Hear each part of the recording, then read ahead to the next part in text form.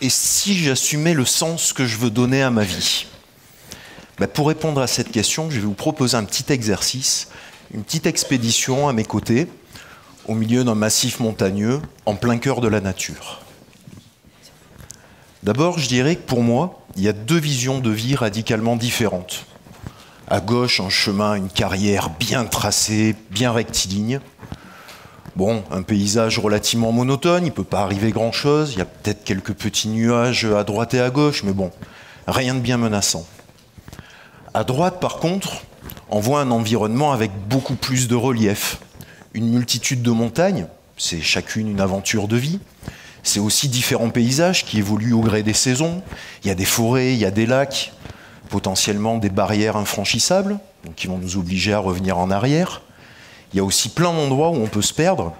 Donc résultat des courses, peut-être passer un petit peu en mode survie, s'adapter, faire preuve de flexibilité. C'est aussi une multitude de chemins où on peut carrément se planter et faire des erreurs. Et franchement, heureusement, sinon on prendra un risque énorme dans la vie, celui de jamais se tromper. C'est aussi une autre possibilité, c'est de faire des rencontres incroyables. Et dans ce genre d'univers aussi divers que varié, on peut aussi s'intéresser à une multitude de choses.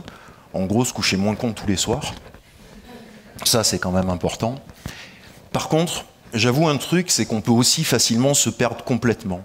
Et il est important, dans ce type de chemin de vie à choix multiples, de toujours avoir un objectif en ligne de mire, avoir une stratégie. Et si vous le voulez bien, cet objectif, je vais l'appeler mon Everest. On arrive en haut d'une première aventure, en haut de son premier sommet. Et là, on peut prendre le temps de respirer, de prendre de la hauteur, un peu de métavision, d'avoir 360 degrés de perspective, et de se dire, ok, j'ai toujours mon Everest en ligne de mire, je vois où je veux aller, maintenant, quelle nouvelle aventure, quelle nouvelle montagne je vais grandir, et par où je vais aller. Et bien ça, c'est un petit peu le chemin de ma vie, un petit peu mon histoire. D'abord, évidemment, ça a commencé à l'enfance, hein, comme à peu près tout le monde, et déjà tout petit, j'avais à peine 7 ans. Alors j'avais énormément de difficultés à me plier aux règles, hein, bon, encore aujourd'hui, surtout quand elles n'avaient pas de sens pour moi, et j'avoue que cette quête de sens, du haut de mes 6-7 ans, était déjà profondément ancrée en moi. Et puis mon père a eu une bonne idée, il m'a assis sur ses genoux et m'avait fait écouter une musique, une chanson de Bernard Lavilliers, qui reprenait un texte, un poème de Rudyard Kipling, que vraiment je vous invite à lire, et qui s'appelle « Si ». Et en fait, ce poème commence comme ça. « Si tu peux voir détruit l'ouvrage de ta vie, et sans dire un seul mot te mettre à rebâtir, ou perdre d'un seul coup le gain de 100 parties, sans un geste et sans un soupir ». Et donc ce poème continue, met en avant une multitude de valeurs, et il se conclut de cette manière. « Si tu es comme ça, si tu respectes ceci, alors les rois, les dieux, la chance et la victoire seront à tout jamais tes esclaves soumis, et ce qui vaut bien mieux que les rois et la gloire, tu seras un homme, mon fils. » Et là, du haut de mes 7 ans, j'ai dit, mais c'est ça, ça me parle. C'est ça que je veux être, c'est ça mon Everest, essayer de devenir ce type de personne. Après, j'ai essayé de me construire avec mes valeurs, et est arrivée l'adolescence, où là, par contre, j'ai été confronté vraiment à mes anti-valeurs, et autant dire qu'à cette époque, j'ai à peu près fait toutes les conneries possibles et inimaginables. Par contre, toujours en respectant une de mes valeurs premières, jamais faire de mal aux autres, ou du moins de manière intentionnelle. Par contre, j'avoue que je voyais que le monde partait en cacahuète et que ça générait énormément de colère en moi. Du coup, cette phase d'autodestruction, je m'y suis quand même pas mal perdu. Et qu'est-ce qui m'a sauvé? C'est ma soif d'apprendre, de m'intéresser à tout, mais à n'importe quoi, et surtout le sport. Et à cette époque, je suis vraiment devenu un toxico de l'adrénaline. Les sports extrêmes étaient vraiment mon univers. Et j'ai appris, des fois à mes dépens, hein, on peut dire que ça fait mal, à maîtriser la peur, à aimer avoir peur, à dépasser cette sensation. Parce que quand on dépasse ses peurs, là j'avoue qu'aujourd'hui je fais pas le malin, quoi. Mais après la sensation qu'on ressent, franchement c'est jubilatoire. J'ai aussi appris à prendre un maximum de risques, des fois ça a failli me coûter très cher, et que du coup dans la vie il est important de prendre un maximum de risques, mais en maximisant les précautions. J'ai continué à évoluer dans ma vie et je me suis dit, j'habitais dans le sud de la France, la montagne pour moi représente un espace de jeu infini, incroyable, surtout pour pratiquer tous mes sports un peu bizarres. Donc me voilà parti du Sud, je déménage et je monte pour finir mes études à l'UT d'Annecy-le-Vieux. Et avec ce désir voilà, de vivre mes passions à fond. Je gravis mon premier sommet, je finis mes études, et là je me retrouve avec ces 360 degrés de perspective, et puis en l'occurrence, qu'est-ce que je vais faire de ma vie maintenant? Quel sens je vais vouloir donner à ma vie? Alors j'avoue je pars du principe que dans la vie, quoi qu'il se passe, on conservera toujours son libre arbitre. Le choix de faire ou de ne pas faire, de se battre ou de baisser les bras, d'assumer le sens qu'on veut donner à sa vie ou pas. Et donc là, j'avais envie d'assumer le sens que je voulais donner à ma vie, en l'occurrence, de vivre ma passion de sportif et de devenir professionnel là-dedans. Je fais une petite parenthèse, la petite minute conseil, je vais essayer de ne pas être trop chiant, mais je pars d'un principe aussi, c'est que quand on souhaite prendre des décisions drastiques dans la vie, quand on souhaite se mettre en situation de risque, il est quand même important de ne pas partir tête baissée plein pot, parce que sans réflexion aucune, ça peut être limite suicidaire. Il est aussi important de peser les pour et les contre, de se poser les bonnes questions, parce que quand il va falloir assumer ses choix, et croyez-moi, quand on fait des choix un petit peu forts, ça peut être compliqué à certains moments, on choisit la difficulté quand même. Il est vraiment important d'avoir une corde à laquelle se raccrocher. Des fois, c'est un petit peu notre salut de se dire « Attends, là, au jour d'aujourd'hui, c'est compliqué. Par contre, si j'ai pris cette décision, j'ai bien pesé les pour et les contre, et à l'époque, c'est ce qui était le meilleur pour moi. » Donc, c'est vraiment quelque chose d'important. A contrario, si on commence à être trop dans la réflexion, à un moment, on ne fait rien. Trop de réflexion tue l'action. Donc, il est important de trouver un bon juste milieu. Mais là, j'étais décidé, j'étais parti. Je déménage d'Annecy, direction les stations du Grand Massif, pour réaliser mon rêve, devenir snowboarder professionnel. Ça n'a pas aussi bien marché que ça. J'étais pas suffisamment bon pour en vivre. Par contre, j'ai été un des meilleurs mondiaux pour m'exploser et me faire très mal. Donc, j'ai appris à vivre sans argent. J'avais pas suffisamment de niveau vraiment pour en vivre. Et heureusement qu'il y avait les poubelles de McDo et une autre de mes passions, la pêche. Alors, du poisson, j'en ai bouffé. Tous les jours. À un moment, je me posais même la question, est-ce que je vais pas avoir des écailles qui vont sortir à la place des poils, parce qu'à force de manger du poisson, mais j'étais heureux. Je vivais mon rêve, j'assumais à fond. Sauf qu'à un moment, il a bien fallu se rendre à l'évidence. Si je continue comme ça, ça va mal finir. Donc, j'ai fait quelque chose que je ne referai plus, en l'occurrence, de réagir dans l'urgence, de réagir dans la panique. Et j'ai sauté sur le premier job venu, en l'occurrence, d'être commercial pour de la pub dans une boîte de sport. Alors, je faisais tout ce qui ne me plaisait pas, du télémarketing, je vendais un produit qui n'avait aucun sens pour moi, et en plus dans lequel je ne croyais pas. Malgré tout, c'est super important, ça. C'est bien dans la vie de savoir ce qu'on veut faire, c'est aussi vachement cool de savoir ce qu'on ne veut pas faire. Ça nous aide à progresser. Au-delà de ça, j'étais à Annecy, j'ai fait une super rencontre, j'ai rencontré mon épouse, qui est annécienne, et qui a eu la bonne idée de vouloir finir ses études dans le Sud. Là, j'avais vraiment prévu de ne pas y retourner du tout. Moi, j'étais bien dans la yacht, j'étais bien dans mes montagnes. Sauf qu'il a fallu faire un choix. Est-ce que je reste seul et sans elle dans mes montagnes, ou est-ce que je décide de la suivre et de redescendre dans le Sud?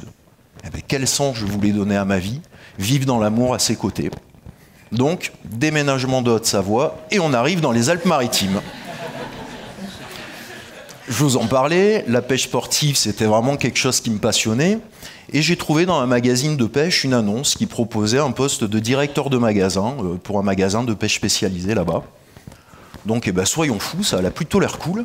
Et puis ça va dans mes valeurs, encore une fois, ça va dans le sens que je veux donner à ma vie, vivre de ma passion. Donc je me lance, j'envoie mon CV, entretien d'embauche, un petit peu de pipeau vite fait, et je me retrouve directeur de magasin. J'avais une équipe au top, équipe réduite. Par contre, on a usé de beaucoup de créativité, on s'est vraiment lâché et le magasin a carrément explosé. Au-delà de ça, donc, ça m'a permis de me faire remarquer dans ce milieu et on m'a proposé de devenir reporter, donc pour des magazines français ou internationaux. Je faisais ça en parallèle, alors là, je me suis régalé, je suis parti partout dans le monde, dans des endroits que j'aurais jamais pu me payer. Non seulement j'y allais gratuit, on me payait pour ça, j'avais mon matos à l'œil et j'ai vécu des expériences juste formidables. Ça a tellement pris de place et ça marchait tellement bien. En plus, je venais des sports extrêmes, donc j'avais un parler, une touche qui dénotait, voire qui détonnait. J'allais chercher des nouvelles techniques dans des pays étrangers pour les importer en France. Donc ça marchait super bien. Ça marchait tellement qu'on m'a proposé de faire ce job à temps plein. Et j'avais dans mon entourage plusieurs personnes qui faisaient déjà ce genre de métier, mais qui malheureusement se retrouvaient un petit peu seules. À force de partir à droite à gauche, c'est compliqué. Et là, encore une fois, et si j'assumais le sens que je veux donner à ma vie, fonder une famille. Donc j'ai refusé, et me voilà parti à l'assaut d'une nouvelle montagne, à cheminer. Et j'avais aussi une autre passion dans la vie, au-delà des valeurs, c'était tout ce qui était la nature, le développement durable, l'environnement. Et donc je suis tombé sur une autre annonce, et comme quoi il faut toujours écouter cette petite voix des fois qui vous dit là il y a un moment clé, là, il ne faut pas que je le loupe ce petit moment, quoi. Et donc c'était un poste de direction de jardinerie écologique que vous connaissez très bien dans la région. Moi je ne connaissais pas trop, je me suis dit on va un petit peu se renseigner, et là, waouh, je tombe sur une boîte avec des vraies valeurs, profondément ancrées dans ses actes et dans sa stratégie. Et là je me dis ouais, ça me correspond, ça me parle. J'envoie le CV, entretien d'embauche. Là j'ai été un joueur de pipeau hors pair. En l'occurrence, le management. Ah ouais, pas de problème, j'ai déjà managé des grosses équipes, des tableaux de bord, un compte d'exploitation. Pas de problème, je gère. Désolé Didier, mais... Eh bien, résultat des cours, j'ai eu le poste et me voilà directeur de magasin, gérer des équipes d'une bonne 50aine de personnes. On déménage des Alpes-Maritimes, on se retrouve dans le Vaucluse. Petit à petit, je me rapprochais discrètement de mes montagnes, donc tout allait bien. Et là, j'avoue que je suis arrivé en pensant que je connaissais beaucoup de choses. Finalement, une tonne de théorie remplaceront jamais un gramme de pratique. Mais après, c'est bien beau de pipoter. Mais il faut assumer. C'était écrit tout à l'heure, ce qui mérite d'être fait doit être bien fait. Donc j'ai beaucoup travaillé, et de mes faiblesses, j'en ai fait des forces. J'ai beaucoup appris sur la gestion, le management, la commercialisation, la communication, le business dans sa globalité. Et surtout, alors c'est un petit peu mon karma, je suis toujours tombé sur des entreprises en difficulté humaine et organisationnelle. Et petit à petit, étonnamment, je me suis spécialisé dans la conduite au changement. J'ai aussi accompagné dans ma vie plusieurs centaines de collaborateurs. Et avec ce postulat que la quête de sens était très importante et que ceux qui ne trouvaient pas de sens dans leur métier étaient en véritable souffrance. Il est évident, quand on est dans une situation compliquée, des fois la peur du changement, ça fait peur. On n'a pas forcément envie de changer, tout simplement parce qu'on sait ce qui va nous attendre le lendemain matin. Pour se bouger, c'est déjà plus compliqué. Et moi, je pars du principe que en se bougeant, on peut toujours réussir à aller chercher du mieux quelque part. Du coup, ça m'a permis de connaître de plus en plus l'humain, d'accompagner une multitude de collaborateurs dans leur quête de sens, voire dans leur burn-out. Au-delà de ça, je travaillais énormément, notamment les week-ends et les jours fériés. Ma fille était née, ma première, quelques temps avant, et je la voyais finalement très très peu.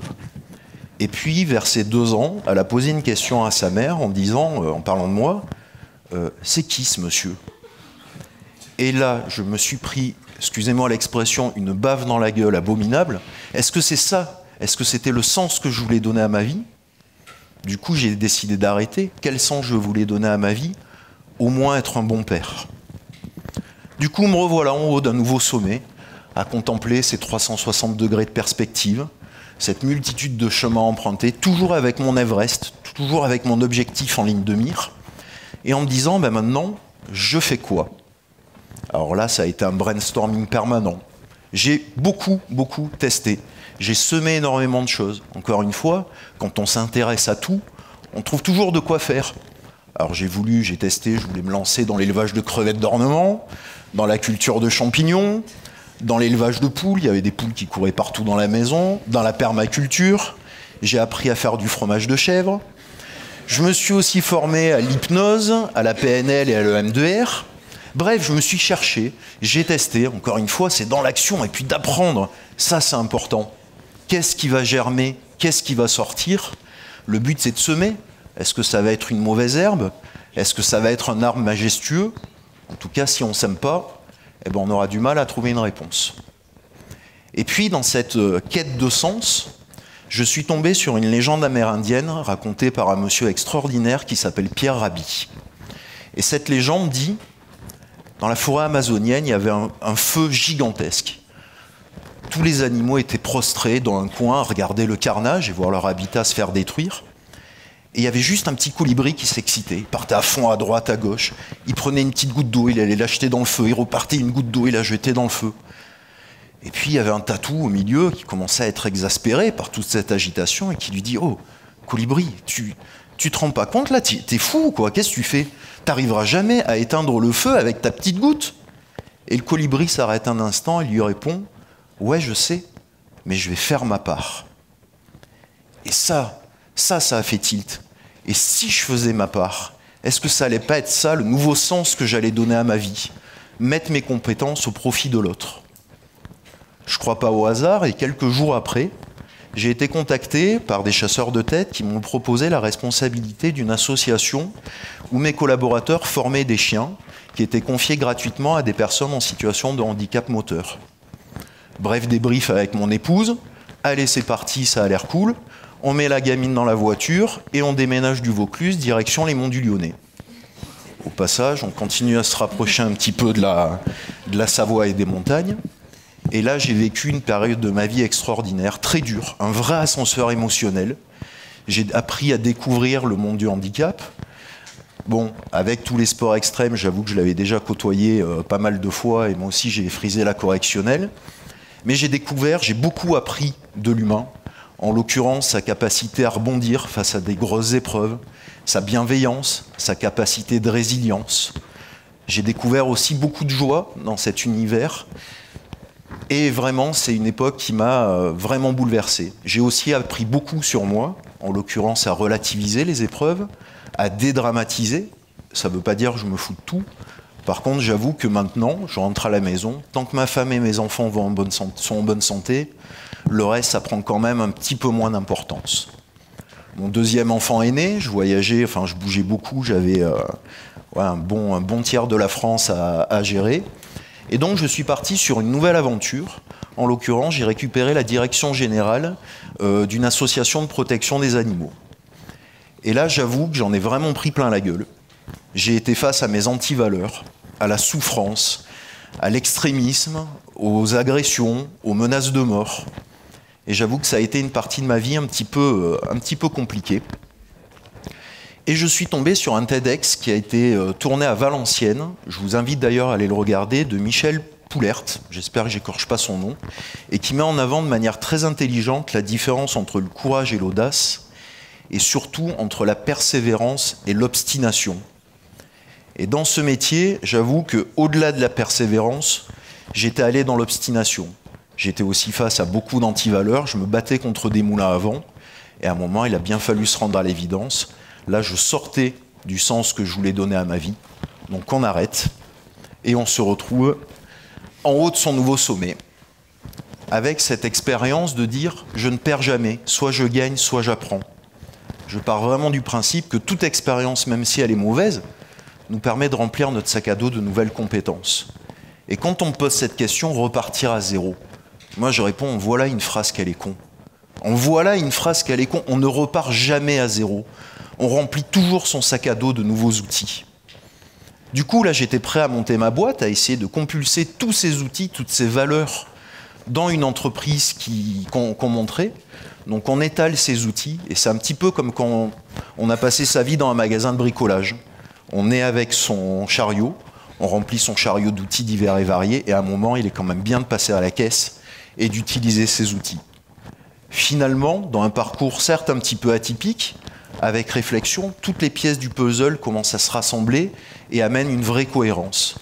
Et là, l'idée de dire oui, ça paraît être une idée qui va compulser justement toutes mes valeurs et tout le sens que je veux donner à ma vie. Et même si cette bonne graine va pousser dans un terrain difficile, au moins j'ai la possibilité de la faire grandir et de bien la faire grandir. Du coup, déménagement en Savoie, et avec mon épouse, on a décidé de monter une structure qui est une coopérative d'activité et d'entrepreneurs qui permet aux entrepreneurs de créer leur entreprise. Et nous, on va être là pour les accompagner et pérenniser leur structure, les aider à activer tous leurs leviers de performance. Et entre nous, pour aller vers son Everest, c'est quand même plus cool d'y aller en parapente et de prendre de la hauteur. Tout ça pour vous dire une chose. Dans la vie, accumulez un maximum de graines, vivez, vibrez, ne vous interdisez rien, soyez vous, lâchez-vous, dépassez vos limites. Et si vous avez cette faculté de vouloir mettre en avant le sens que vous allez donner à votre vie, vous verrez que non seulement votre vie sera moins chiante, et au-delà de ça, que vous le vivrez bien. Donc cultivez votre jardin, régalez-vous et surtout ayez une vie flamboyante. Merci à vous.